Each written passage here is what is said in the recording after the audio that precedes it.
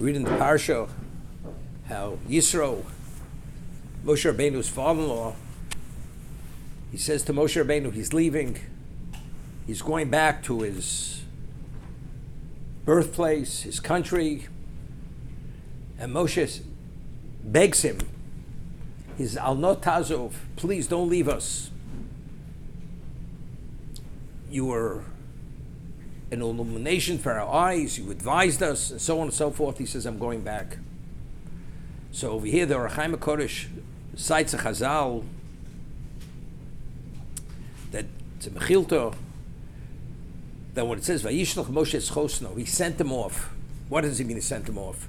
Did he send him off, meaning he was upset that he was leaving, and he sent him Mechvod Shalom, he says, goodbye, good riddance?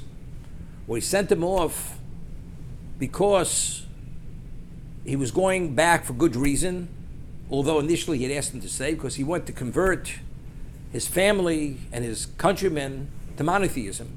That's why he went back. So it's a machlokes, Rabbi Lezer and Rabbi Shua. Rabbi Shua omer, Sholcho michvod shalom. He sent him from the glory of the world. Rabbi Lezer Modoy omer, when you're able to benefit from a ner, a small candle, it's where it's dark. But here that you have the sun, you have the moon, you have Moshe, you have Yeshua. What is my value here? I'm going to go to a darkened location, back to my countrymen, my family. There I'll be an illumination. Here I don't have the value. I will convert all the members of my community. I'll bring them back to study the Torah. Okay, maybe he went, he never returned. No. Hari Omer, Ubnei, Keni, we find he came back. We find even the Gemara in Sanhedrin tells us that his descendants, they were the most prestigious members who were members of the Sanhedrin. They sat on the Sanhedrin, Yisro's descendants. So there's an argument. Did he send B'chvod Shel Olam, meaning not with a good send-off? Well, no. He gave him his blessing. You go, you will come back. So here the Ohr HaChaim HaKodesh says something interesting. V'odo shehiskim Hashem l'ma she'irei neim b'atz atzoso. Initially, regarding the judicial system, Hashem had actually endorsed what Yisro had suggested. Moshe Rabbeinu says, if you leave us, it's a chil Hashem, because what is the world going to say? He says, initially, he came to the recognition of monotheism, that he abandoned all his glory, his family, his countrymen, into a desert, because he wanted to be part of that emunah, part of that belief. So why is he leaving now? People say it didn't turn out the way he believed it to be. So therefore, it would be a chil Hashem. Moshe Rabbeinu was saying to him, leaving is a chil Hashem, because the way the world is going to process it and perceive it, they're going to see it not in a good context. Therefore, you should not leave. And when Yisro was not sensitive to chil Hashem, Girsho Moshe mechvod shalom. He actually had chased them away. He said, goodbye. You've devalued yourself. You're making the wrong decision, because there's a chil Hashem what you're doing. Because it's going to be misinterpreted, it's going to be misread, regardless of what your intention may be. This is what Moshe had said. So that's the position, Girsho mechvod shalom.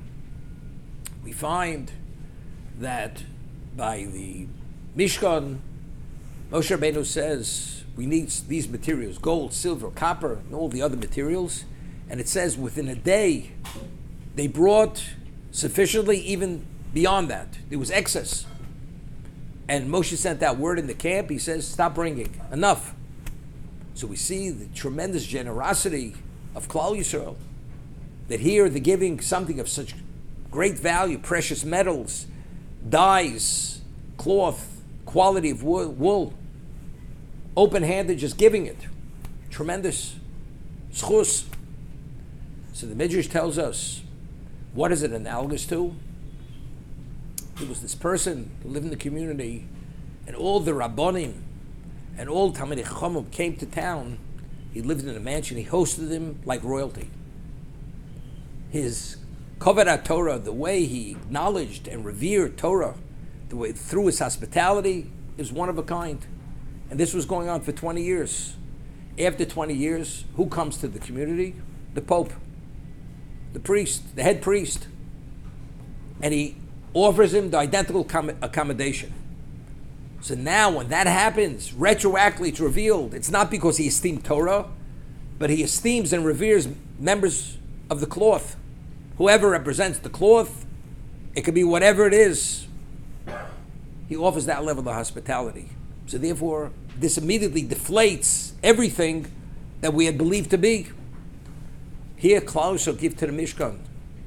But how long did it take him to gather the gold to make the Egel? Within no time. Aaron thought it'd be a delay tactic. They're not giving the gold so quickly. Before he turned around, they had all the gold. So what is Klal Yisrael? They have the midah, they have the characteristic, what they believe in, they give unceasingly, unendlessly, open-handed.